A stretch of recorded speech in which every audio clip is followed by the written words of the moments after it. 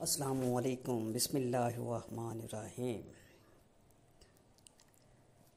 ہم آپ کو اللہ کے پیارے نبی حضرت محمد مصطفیٰ صلی اللہ علیہ وسلم کا اس وقت کا واقعہ سنائیں گے جب آپ صلی اللہ علیہ وسلم اپنی ماں حضرت آمنہ رضی اللہ تعالی عنہ کے بطن میں تھے۔ حضرت آمنہ رضی اللہ تعالی عنہ فرماتی ہیں کہ جب میرا پہلا مہینہ چل رہا تھا کہ ایک دن صبح کا سہانا وقت تھا، میرے گھر کے سارے دروازے بند تھے، میری آنکھیں کھلی ہوئی تھیں کہ اچانک سے میں نے دیکھا کہ میرے گھر میں ایک نورانی شخص داخل ہوا اور میرے سامنے آ گیا۔ یہ دیکھ کر میں بہت گھبرا گئی، پریشان ہو گئی، اور میں نے گھبرا کر پوچھا کہ آپ کون ہیں؟ یہاں پر کیوں آئے ہو؟ تو آنے والے اس شخص نے فرمایا، اے آمنہ رضی اللہ تعالی عنہا، اللہ نے مجھے آپ کو خوشخبری دینے کے لیے بھیجا ہے۔ آپ کو مبارک ہو، آپ کے بطن میں جو بچہ پل رہا ہے وہ اگلوں کا بھی سردار ہوگا اور پچھلوں کا بھی سردار ہوگا۔ تو یہ سن کر حضرت آمنہ رضی اللہ تعالی عنہا نے پوچھا، لیکن آپ ہو کون؟ تو آنے والے نے فرمایا کہ میرا نام حضرت آدم علیہ السلام ہے۔ اللہ تعالیٰ نے مجھے کہا کہ جا کر یہ خوشخبری حضرت آمنہ رضی اللہ تعالی عنہا کو دے دو، میں ہمیشہ کے لیے تم سے راضی ہو جاؤں گا۔ حضرت آمنہ رضی اللہ تعالی عنہا فرماتی ہیں کہ اس کے بعد میرا دوسرا مہینہ شروع ہوا۔ وہی صبح کا سہانا وقت تھا، گھر کے سارے دروازے بند تھے کہ اچانک سے ایک اور نورانی چہرہ میرے سامنے آ گیا۔ پہلے والا نورانی چہرہ الگ چمک رہا تھا جو حضرت آدم علیہ السلام کا تھا، تو اب والا چہرہ اس سے بھی زیادہ چمک رہا تھا۔ میں نے گھبرا کر پوچھا کہ آپ کون ہو؟ تو آنے والے نورانی شخص نے فرمایا، اے حضرت آمنہ رضی اللہ تعالی عنہا، خوش ہو جاؤ، تمہارے بطن میں جو بچہ پل رہا ہے اللہ اس کو پوری دنیا کے لیے رحمت بنانے والا ہے۔ تو حضرت آمنہ رضی اللہ تعالی عنہا نے پوچھا، لیکن آپ ہے کون؟ تو آنے والے نے فرمایا کہ میرا نام حضرت نوح علیہ السلام ہے۔ اللہ نے مجھ سے کہا ہے کہ اے نوح، جا کر آمنہ کو یہ خوشخبری سنا دو، ہم جنت میں تمہارے لیے راستہ بناتے رہیں گے۔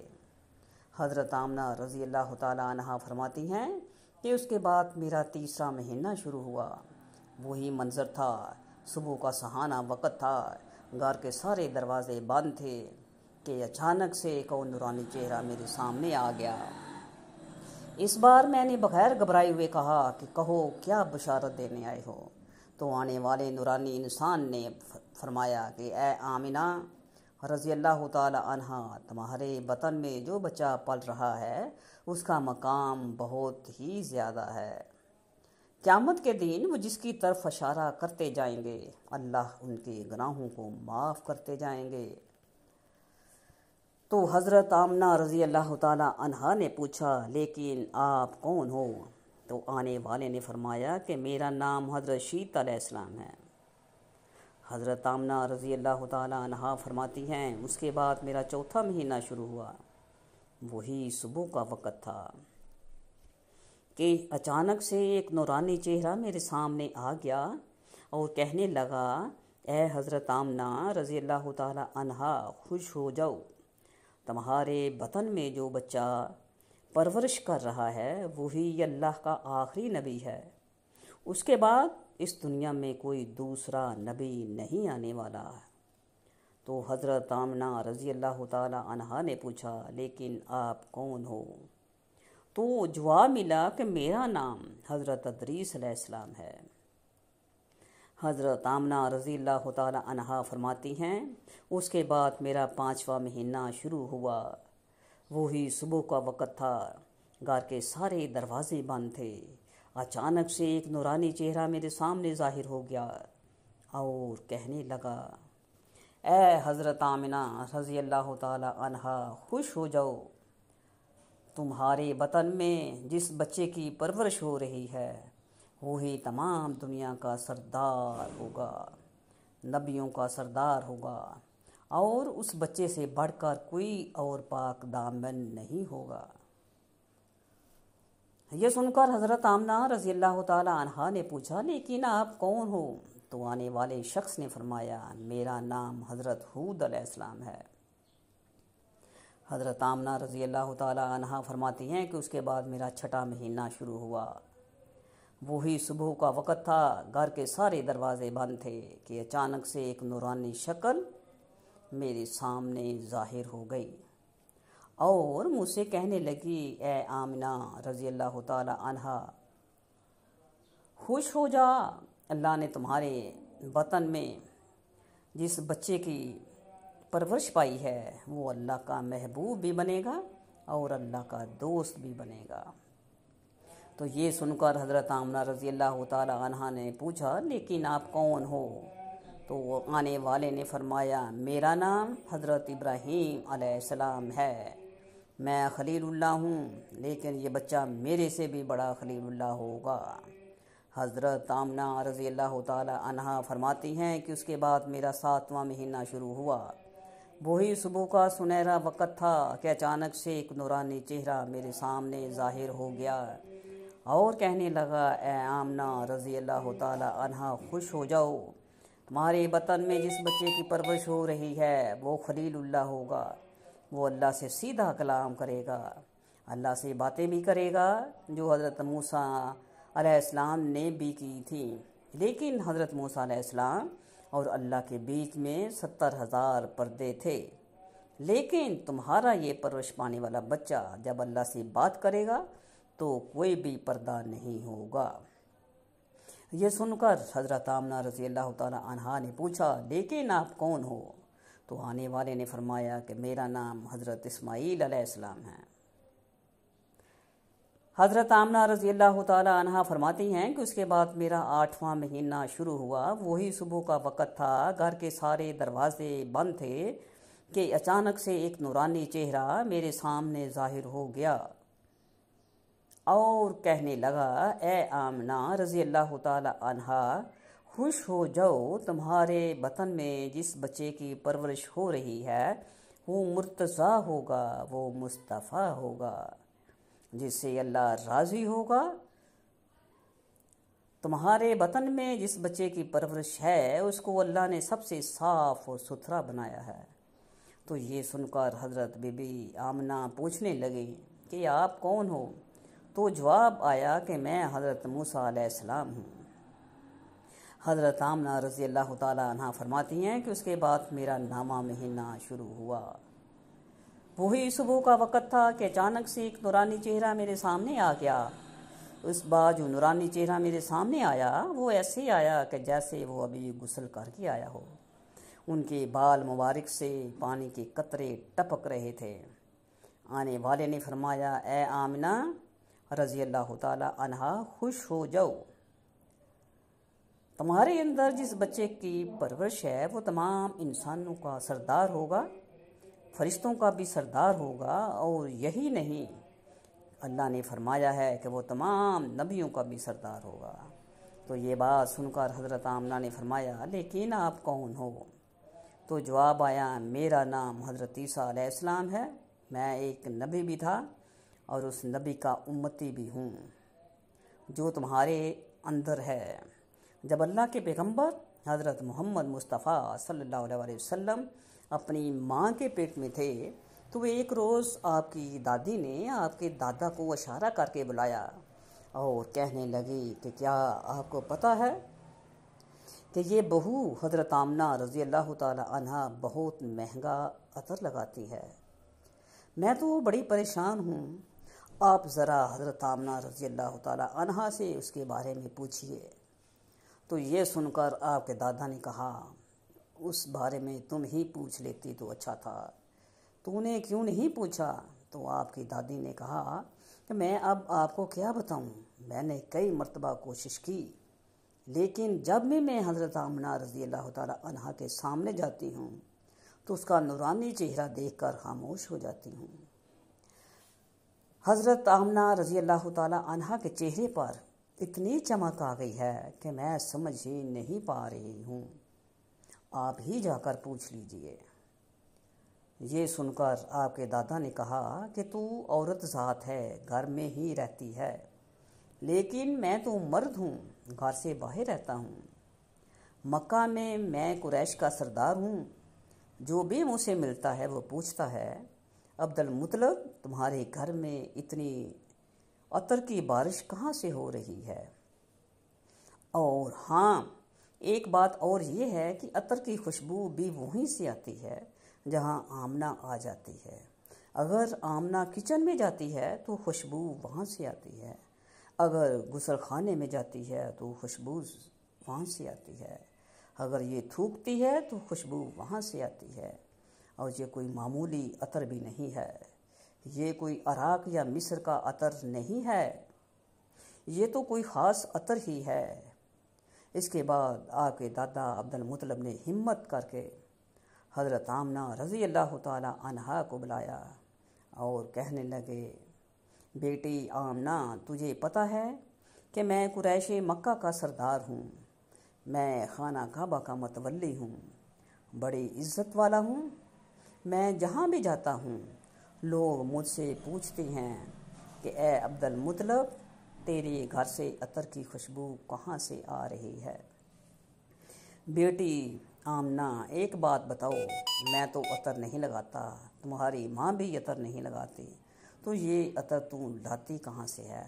تو یہ سن کر حضرت آمنہ کی آنکھوں میں آنسو آ گئے اور کہنے لگی، ابا جان، اب میں آپ کو کیا بتاؤں، میں نے اپنی ساری زندگی کبھی کوئی عطر نہیں لگایا ہے، مجھے اچھے اور برے عطر کی پہچان ہی نہیں ہے، میں نے آج تک کسی بھی عطر والے سے عطر نہیں خریدا، لیکن ابا جان میں آپ کو ایک بات بتاؤں۔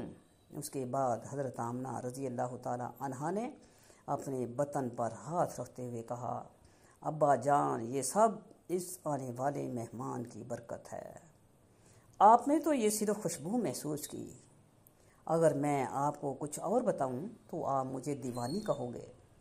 سورج کئی مرتبہ مجھ کو سلام کرتا ہے، چاند کئی مرتبہ مجھ کو سلام کرتا ہے، اور یہی نہیں، جب میں سو جاتی ہوں تو ایسی ایسی عورتیں جن کو نہ کبھی آپ نے دیکھا ہے اور نہ کبھی میں نے دیکھا ہے، ایسی ایسی عورتیں سامنے کھڑی ہو کر مجھے ہوا دیتی ہیں۔ میں کنویں سے پانی لینے جاؤں تو کنویں سے پانی خود اوپر آ جاتا ہے، سبحان اللہ۔ حضرت شیخ عبدالحق محدث دہلوی رحمۃ اللہ علیہ فرماتے ہیں کہ حضرت صلی اللہ علیہ وسلم کی ولادت کے سلسلے میں آیات و کرامات بے شمار ہیں، جن میں سے چند ایک یہ ہیں کہ وان کسرا لرز اٹھا اور اس کے 14 کنگرے گر گئے اور دریائے سادہ خشک ہو گیا اور اس کا پانی زیر زمین چلا گیا، اور بدخانہ سادہ، جسے وادی سادہ کہتے ہیں، جاری ہو گیا، حالانکہ اس سے قبل اسے منقطع ہوئے 1000 سال گزر چکا تھا، اور فارسیوں کا آتش کدہ بجھ گیا جو کہ 1000 سال سے گرم تھا۔ ایک روایت میں ہے، حضرت سیدنا عبداللہ بن عمر رضی اللہ تعالیٰ عنہ بیان کرتے ہیں کہ ہم لوگ رسول اللہ صلی اللہ علیہ وسلم کی خدمت اقدس میں حاضر تھے کہ ایک بدو آیا، اس نے شام کے شہر سیجان کا بنا ہوا جبہ پہنا ہوا تھا جس کو ریشم کے بنے ہوئے بٹن لگے ہوئے تھے۔ اس نے کہا، تم لوگوں کا ساتھی یعنی محمد صلی اللہ علیہ وسلم شہواروں کی اولاد، شہواروں کو یعنی جدی پشتی معزز لوگوں کو ذلیل کر دینا چاہتا ہے، اور گڈریوں اور اولاد گاڑیوں کو بلند کر دینا چاہتا ہے۔ تو حضور نبی کریم صلی اللہ علیہ وسلم نے اس کا جبہ پکڑ کر فرمایا، میں تجھے بے عقلوں کا لباس پہنے ہوئے دیکھ رہا ہوں۔ پھر آپ صلی اللہ علیہ وسلم نے فرمایا، جب نوح علیہ السلام کی وفات کا وقت آیا تھا تو انہوں نے اپنے بیٹے سے فرمایا، میں تجھ کو وصیت کرتا ہوں، 2 چیزوں کا حکم دیتا ہوں اور 2 چیزوں سے روکتا ہوں۔ میں تجھے لا الہ الا اللہ کا ذکر کرنے کا حکم دیتا ہوں، کیونکہ اگر 7 آسمان اور 7 زمین ایک پلڑے میں رکھ دی جائیں اور لا الہ الا اللہ کو دوسرے پلڑے میں رکھ دیا جائے تو لا الہ الا اللہ حاوی اور بھاری ہو جائے گا۔ اگر 7 آسمان اور 7 زمینیں ایک بند حلقہ بن جائیں تو لا الہ الا اللہ انہیں جدا جدا کرے گا۔ اور میں تجھے سبحان اللہ و بحمدہ پڑھنے کا حکم دیتا ہوں، کیونکہ یہ ہر مخلوق کی تسبیح ہے اور اسی کی برکت سے ہر مخلوق کو رزق ملتا ہے۔ حضرت خبیب رضی اللہ تعالی عنہ کو حجیر بن احاب نے 100 اونٹ کے بدلے میں خریدا تاکہ اپنے باپ کے بدلے میں ان کو قتل کرے۔ بخاری شریف کی روایت ہے کہ حارث بن عامر کی اولاد نے خریدا کہ انہوں نے بدر میں حارث کو قتل کیا تھا۔ صفوان نے تو اپنے قیدی حضرت زید رضی اللہ تعالی عنہ کو فوراً ہی حرم سے باہر اپنے غلام کے ہاتھ بیچ کے ان کو قتل کر دیے جائیں۔ اس کا تماشا دیکھنے کے لیے اور بھی بہت سے لوگ جمع ہوئے، جن میں ابو سفیان بھی تھا۔ اس نے حضرت زید رضی اللہ تعالی عنہ سے شہادت کے وقت پوچھا کہ اے زید، تجھ کو خدا کی قسم سچ کہنا، کیا تجھ کو پسند ہے کہ محمد صلی اللہ علیہ وسلم کی گردن تیرے بدلے میں کاٹ دی جائے اور تجھ کو چھوڑ دیا جائے کہ اپنے اہل و عیال میں خوش خرم رہے؟ حضرت زید رضی اللہ تعالیٰ عنہ نے فرمایا، خدا کی قسم مجھے یہ بھی گوارا نہیں کہ حضور جہاں ہیں وہی ان کے ایک کانٹا بھی چبھے اور ہم اپنے گھر آرام سے رہیں۔ یہ جواب سن کر قریش حیران رہ گئے۔ حضرت علی فرماتے ہیں کہ ایک مرتبہ حضور اقدس صلی اللہ علیہ وسلم کے پاس بحرین سے مال آیا۔ حضور صلی اللہ علیہ وسلم نے اسے تقسیم کرنا شروع کیا، لیکن نبی تقسیم سے فارغ نہ ہوئے تھے کہ رات ہو گئی۔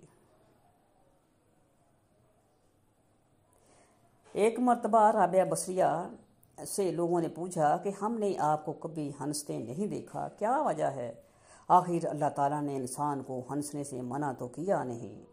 رابعہ بصریہ نے جواب دیا ہے، بے شک اس نے منع تو نہیں فرمایا، مگر مجھے اس کام کے لیے فرصت ہی نہیں۔ لوگوں نے تعجب سے کہا، کیا ہنسنے کے لیے بھی فرصت درکار ہوتی ہے؟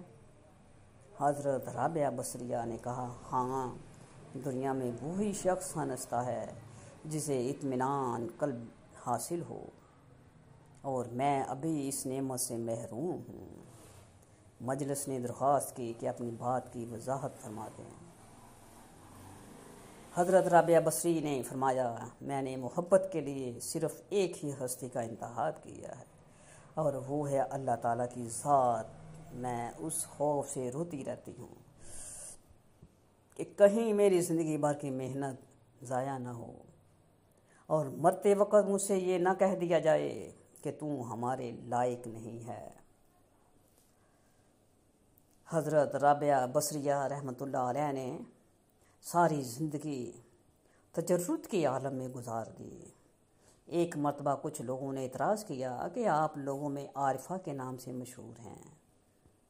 جب حضور صلی اللہ علیہ وسلم پیدا ہوئے تو اللہ تعالیٰ نے آپ کو پاکیزہ بدن اور تیز بو کستوری کی طرح خوشبودار اور ختنہ شدہ نان بریدہ چہرہ نورانی، آنکھیں سرمی، دونوں شانوں کے درمیان مہرہ نبوت درخشاں پیدا فرمایا۔ حضور صلی اللہ علیہ وسلم کی ولادت پر اللہ تعالیٰ نے آپ صلی اللہ علیہ وسلم کی والدہ ماجدہ پر ایک روشن بادل ظاہر فرمایا کہ جس میں روشنی کے ساتھ گھوڑوں کے ہن ہنانے اور پرندوں کے اڑنے کی آوازیں تھیں